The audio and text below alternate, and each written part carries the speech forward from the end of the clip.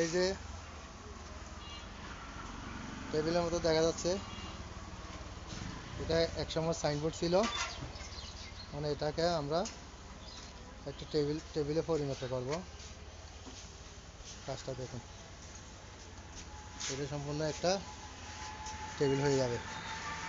যে কুড়াগুলো এই যে কুড়াগুলো দেখতেছেন, এগুলা সচরাচর একটা কুড়া 30 ইঞ্চি লম্বা হয়, দৈর্ঘ্য 30 ইঞ্চি হয়, 2.5 ফুট।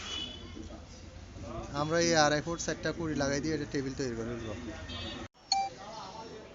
এই যে কুড়ি লাগাই দিলাম টেবিলের, এখন টেবিলের পজিশনে চলে আসছে। এই যে দেখেন,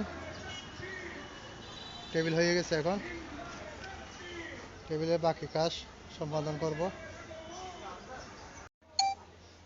দেখুন, টেবিল আমাদের রেডি হয়ে গেছে। কোনাগুলো লাগাই দিছি, দেখেন এটা উপরের অংশ।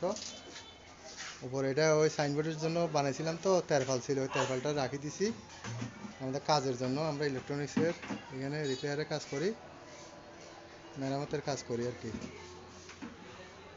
ধন্যবাদ। সবাই আমার নতুন চ্যানেলকে উৎসাহিত করবেন।